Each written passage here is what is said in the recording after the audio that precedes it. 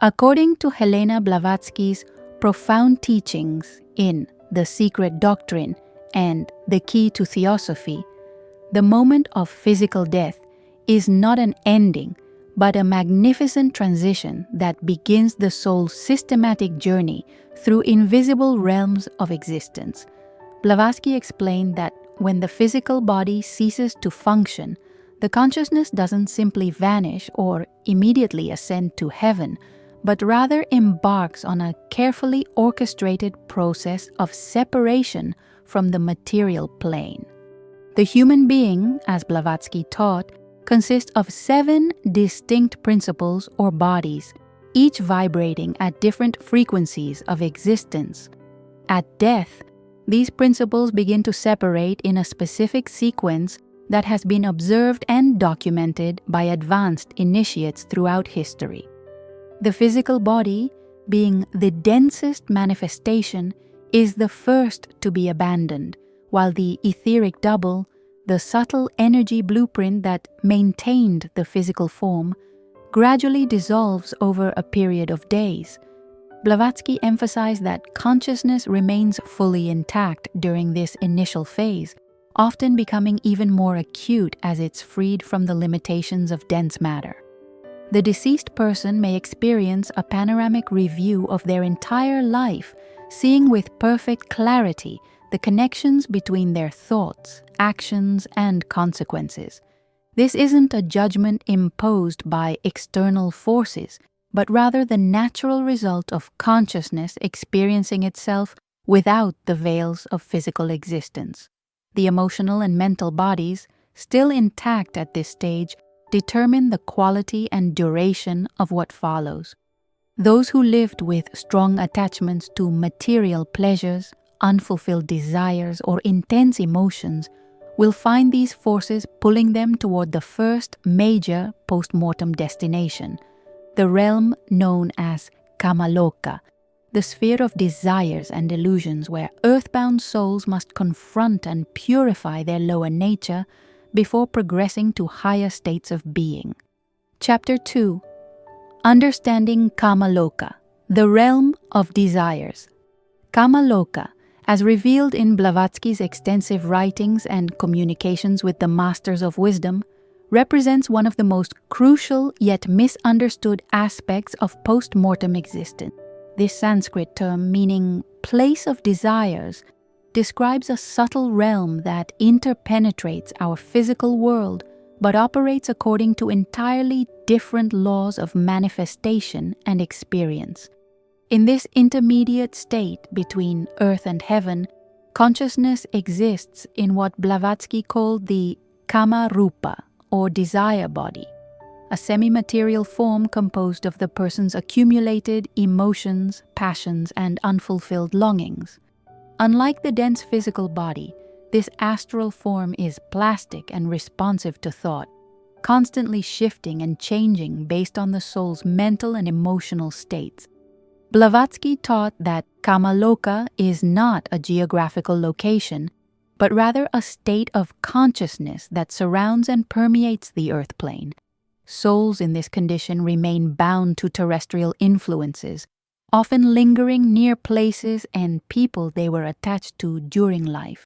The duration of stay in Kama-Loka varies dramatically based on the individual's spiritual development and the intensity of their earthbound desires. Those who lived primarily for material pleasures, wealth, power, sensual gratification, or emotional drama find themselves trapped in this realm for extended periods, sometimes centuries in earth time. They experience a gradual process of purification as these lower desires exhaust themselves through lack of physical means for satisfaction. Blavatsky described this as a natural burning away of the dross, similar to how fire purifies gold by consuming impurities. However, this process isn't punishment, but rather a necessary preparation for higher states of existence.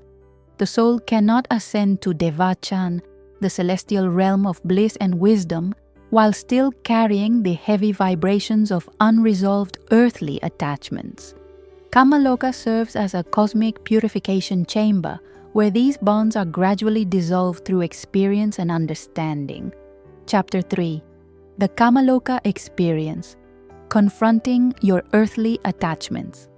Within Kama-Loka, Blavatsky revealed that consciousness experiences a unique form of existence where thoughts and emotions become tangible realities that surround and interact with the soul.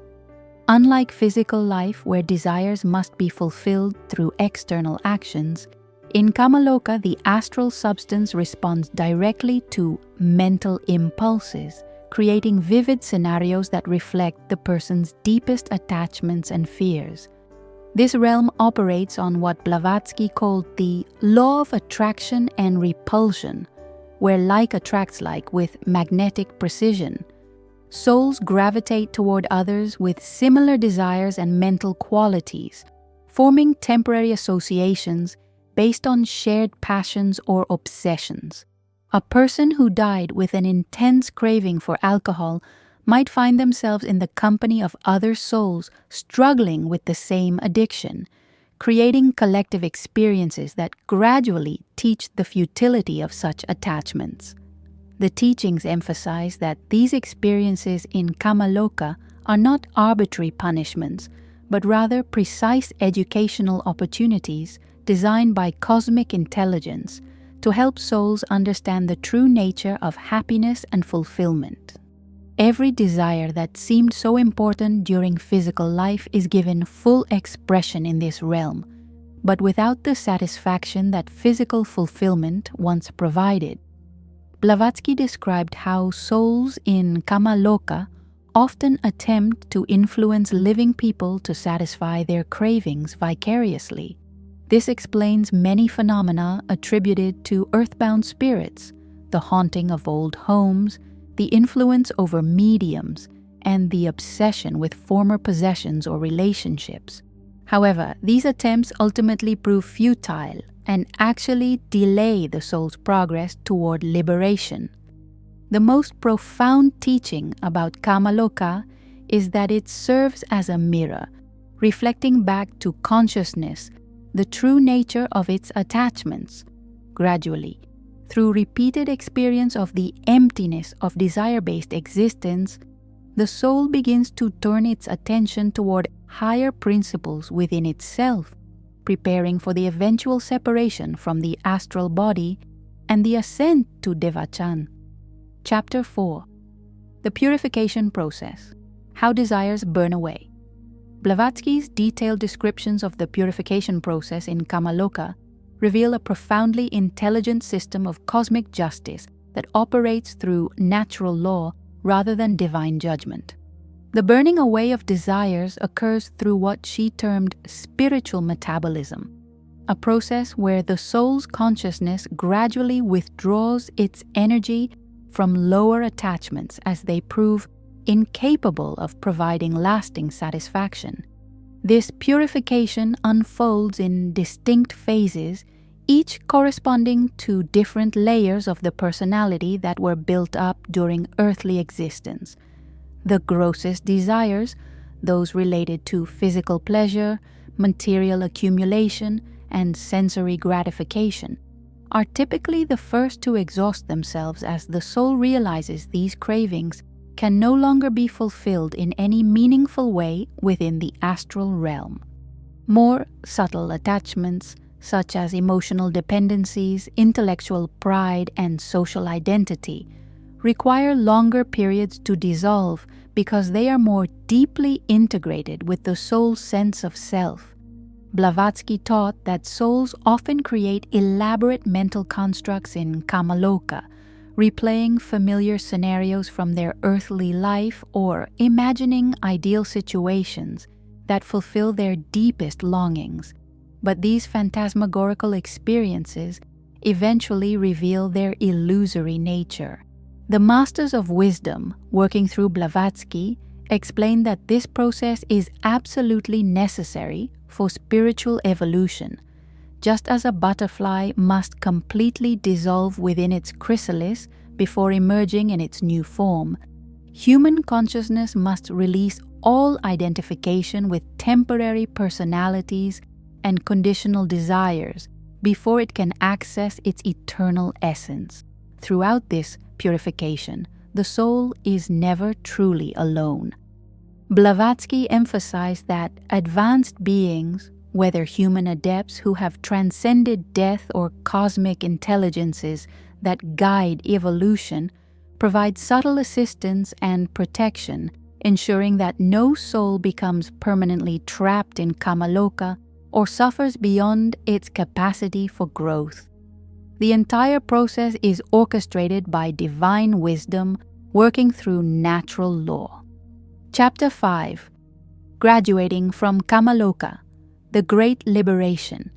The transition from Kama-Loka to higher states of existence represents one of the most significant milestones in the soul's post-mortem journey, marking what Blavatsky called the second death, the final separation from all earthly attachments and the birth into celestial consciousness.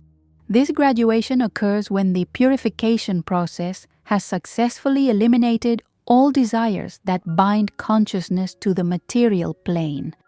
Blavatsky taught that this liberation doesn't happen suddenly, but rather unfolds as a gradual recognition of the soul's true nature. As earthly desires exhaust themselves through repeated futile attempts at satisfaction, consciousness naturally begins to turn inward, discovering deeper sources of fulfillment and identity that were always present but obscured by the noise of personality-based wants and fears. The moment of transition is often experienced as a profound awakening, similar to emerging from a long, confused dream into brilliant daylight. The soul suddenly recognizes the illusory nature of everything it had been chasing in Kama-Loka and experiences an overwhelming sense of relief and joy as these burdens simply fall away like old, worn-out clothes. This liberation is accompanied by the formation of what Blavatsky called the mental body, or Devachanic entity, a refined vehicle of consciousness composed only of the person's highest aspirations, noblest emotions, and most spiritually significant experiences from their recent earthly life. This purified essence carries no trace of selfishness, fear, or attachment, having been distilled through the fires of Kama-Loka into its essential spiritual components. The teachings emphasize that this graduation cannot be forced or accelerated through external means. It occurs naturally when consciousness has truly learned the lessons that Kama-Loka was designed to teach. However, the knowledge of this process, as revealed through Blavatsky's work, can help living people prepare for death by beginning the process of detachment and spiritual purification while still in physical incarnation, potentially reducing the time needed in the intermediate realm. Chapter 6. Entering Devachan, the celestial realm of bliss. Devachan, the Sanskrit term meaning bright land or shining place, represents the ultimate destination for purified consciousness after its graduation from Kama-Loka. Blavatsky's descriptions of this celestial realm, received through her communication with Tibetan masters, reveal it to be a state of consciousness so sublime and perfect that earthly language can barely approximate its reality. Unlike Kama-Loka, which interpenetrates the physical world and maintains connection to earthly concerns, Devachan exists in what Blavatsky called the mental plane, a realm of pure thought and spiritual essence that transcends all material limitations. Here, consciousness exists in a state of perfect bliss, surrounded by the fulfillment of its highest aspirations and deepest spiritual longings. The transition into Devachan is experienced as a homecoming to one's true nature. The soul, now freed from all personality-based desires and fears, recognizes itself as an eternal spiritual being temporarily incarnated in material form. This recognition brings with it an indescribable sense of peace, joy, and completeness that surpasses any happiness experienced during earthly existence. Blavatsky taught that in Devachan, the soul doesn't simply rest in passive bliss, but actively engages in what might be called spiritual creativity. Using the purified essence of experiences gained during its recent incarnation, consciousness explores and develops the highest potentials that were seeded during earthly life but couldn't be fully expressed due to material limitations. The duration of stay in Devachan is determined by the soul's spiritual development and the amount of positive karma accumulated during its recent incarnation. Those who lived lives of service, wisdom, and spiritual aspiration enjoy longer and more profound Devachanic experiences, while those who just barely graduated from Kama-Loka may have shorter periods of celestial rest before the call to reincarnation becomes irresistible. Chapter 7. The nature of Devachanic existence, life in the mental realm. Within Devachan, consciousness operates according to laws that are completely different from those governing physical or astral existence. Blavatsky revealed that thought becomes the primary substance of reality, with the soul's mental and spiritual faculties serving as the creative tools for fashioning experience. Unlike earthly life, where external circumstances often frustrate inner aspirations, in Devachan every noble impulse finds perfect expression and fulfillment.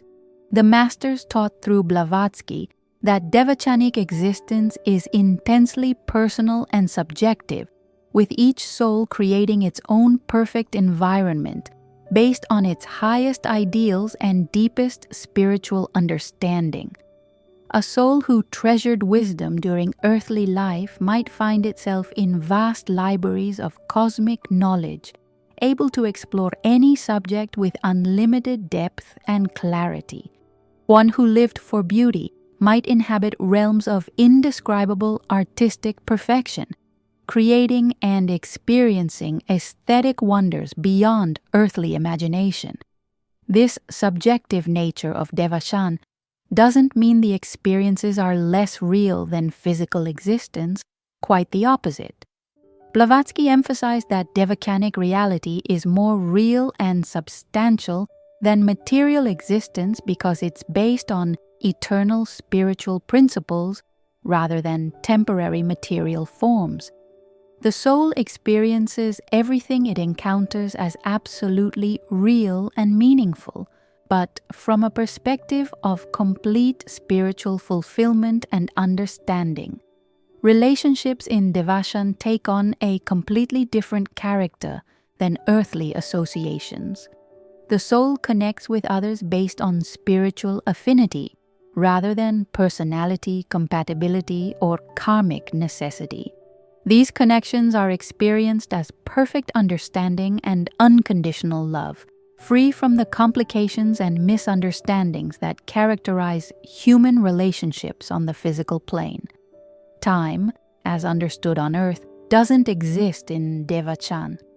Consciousness exists in an eternal present where every moment contains infinite depth and richness. The soul might explore a single spiritual principle for what would be centuries in Earth time, or experience vast spiritual adventures that encompass multiple perspectives and dimensions of understanding, all within what earthly minds would consider an instant. Chapter 8. The soul's activities in Devachan, spiritual growth and learning. Contrary to some religious concepts of heaven as a place of eternal rest, Blavatsky's teachings reveal Devachan as a realm of intense spiritual activity and growth. The soul, freed from the limitations and distractions of material existence, engages in what she called spiritual assimilation, the process of extracting and integrating the essential lessons and experiences from its recent incarnation. This assimilation process involves reviewing every significant experience from the past life, but from the elevated perspective of spiritual wisdom rather than personality-based interpretation. Events that seemed random or unfair during earthly existence are seen in their true context as precisely orchestrated opportunities for soul growth and karmic resolution.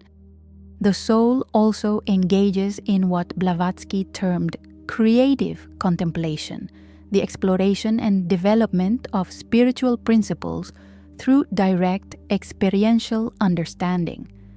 Abstract concepts that could only be intellectually grasped during physical incarnation become living realities that the soul can explore, embody, and express with unlimited freedom and creativity. Educational activities in Devachan transcend anything possible on earth. The soul has access to cosmic libraries of wisdom where it can study the fundamental laws governing existence, explore the history and destiny of solar systems, and understand its own place in the vast evolutionary scheme. This knowledge isn't acquired through reading or instruction, but through direct spiritual perception and experience. Many souls in Devachan engage in what might be called spiritual service, participating in the guidance and protection of incarnated beings, particularly those with whom they have karmic connections.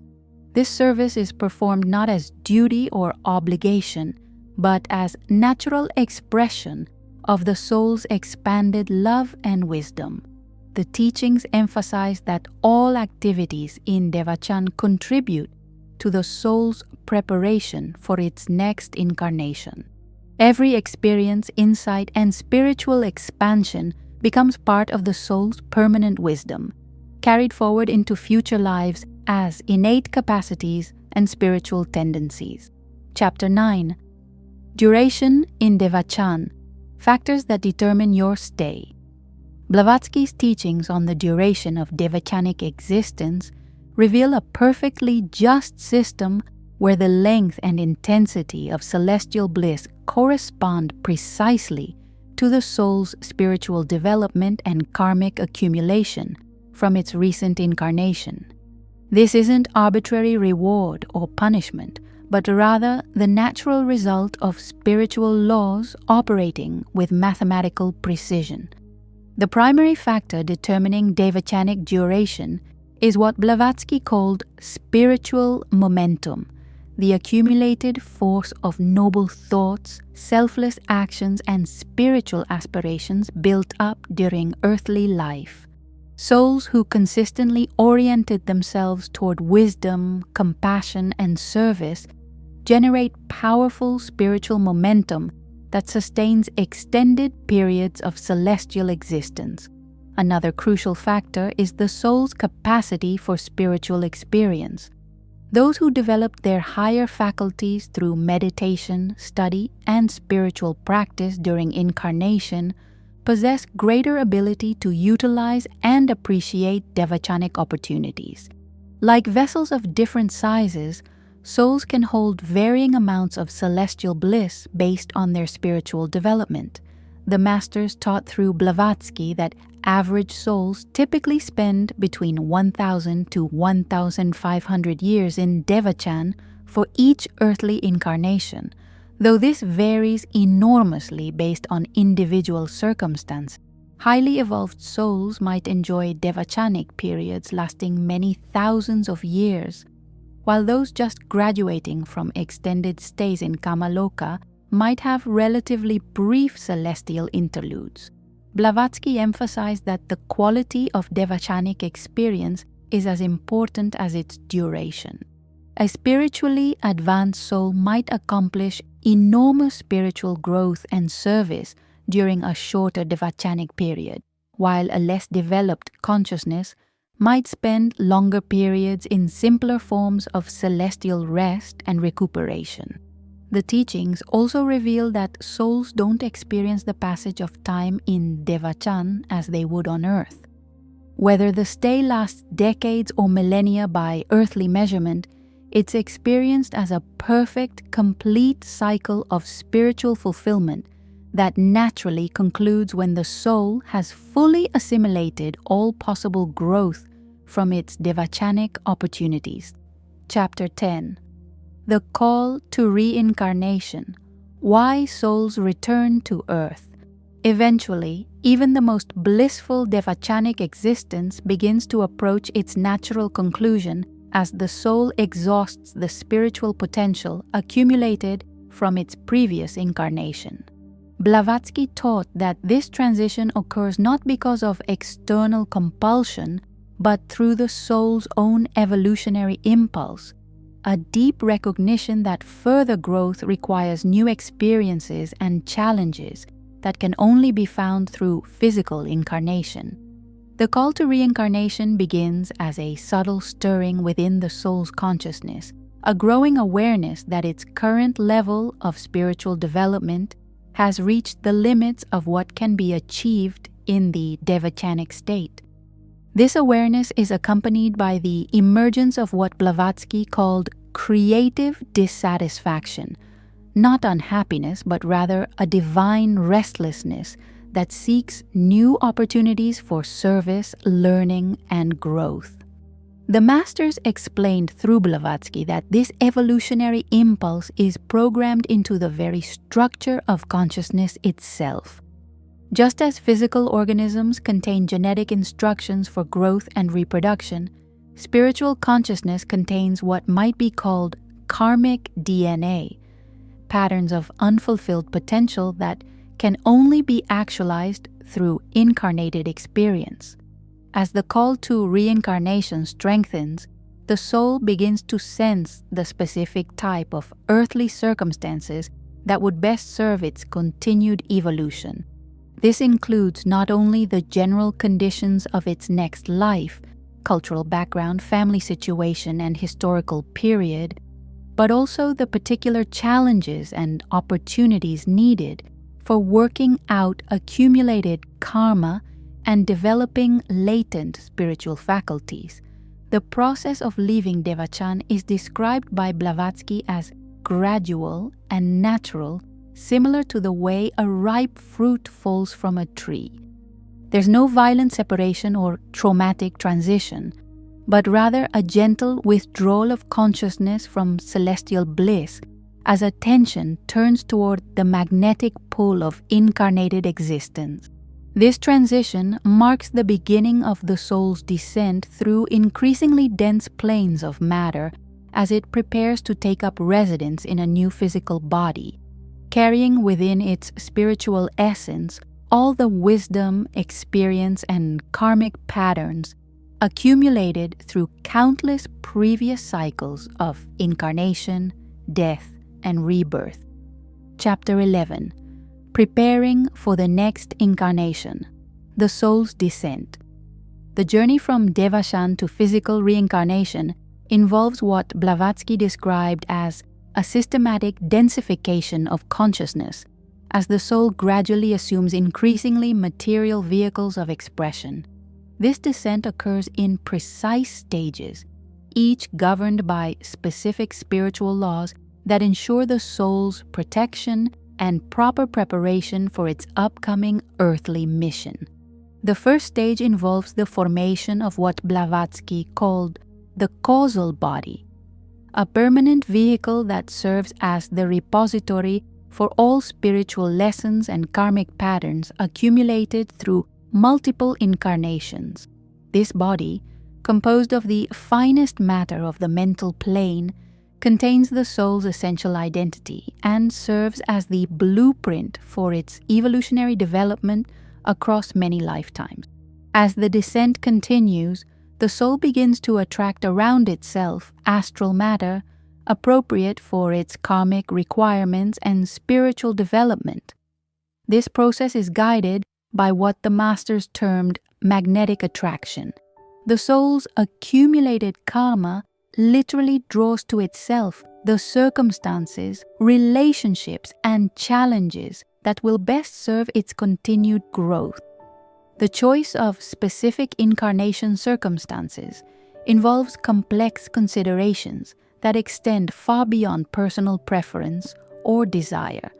Blavatsky taught that souls are guided by advanced beings who understand the intricate web of karmic relationships and evolutionary requirements governing human development.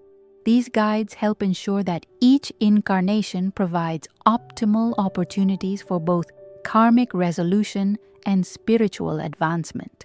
During this preparatory phase, the soul may experience what could be called incarnation dreams, preview experiences of potential life situations that help it prepare psychologically for upcoming challenges. These previews serve as a form of spiritual training, allowing the soul to begin developing the mental and emotional responses that will be needed for successfully navigating its chosen incarnation. The final stages of descent involve the actual formation of the astral and etheric bodies that will serve as intermediate vehicles between spiritual consciousness and physical matter. This process is timed to coordinate with the biological development of the physical body being prepared by prospective parents, ensuring perfect synchronization between spiritual and material evolution. Chapter 12. The Eternal Cycle. Understanding your soul's evolution.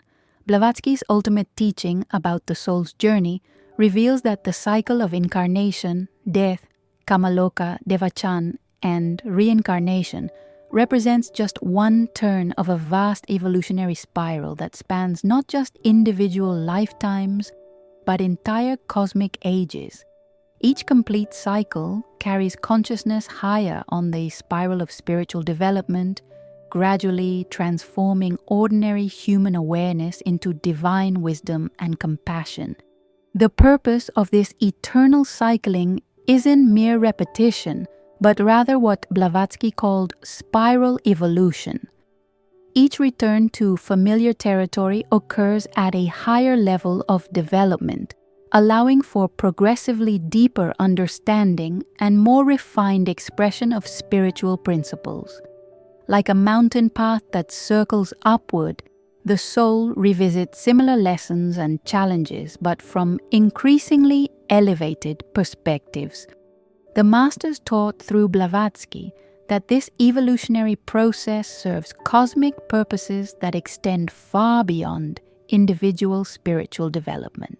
Each incarnated soul contributes to the collective evolution of humanity, serving as a cell in the greater organism of human consciousness that is itself evolving toward higher states of spiritual expression. Understanding this eternal cycle provides profound comfort and perspective for those facing death or grieving the loss of loved ones. Blavatsky emphasized that no separation is truly permanent, no growth is ever lost, and no love is ever destroyed. Every experience, every relationship, every moment of awakening becomes part of the soul's eternal treasure, carried forward through all future cycles of existence. The knowledge of this journey also transforms how we live our current incarnation. Recognizing that our present circumstances are precisely designed for our spiritual growth, we can approach even difficult situations with acceptance and curiosity, knowing they contain exactly the lessons our souls need for continued evolution. Most importantly, Blavatsky's teachings reveal that this entire cosmic process is guided by infinite wisdom and compassion. No soul is ever lost, abandoned, or forgotten. Each being is held within a vast network of love and support that extends from human hearts to cosmic intelligences, all working together to ensure that every fragment of consciousness eventually realizes its divine nature and returns home to the source from which it emerged. Understanding the soul's journey through Kama-Loka and Devachan fundamentally changes how we view life, death, and our purpose on earth. What aspects of Blavatsky's teachings resonate most deeply with your own spiritual understanding? Have you experienced any glimpses of these higher realms through meditation, dreams, or near-death experiences? Share your thoughts and insights in the comments below, and don't forget to subscribe for more explorations into the hidden wisdom of spiritual masters who dedicated their lives to unveiling humanity's cosmic destiny.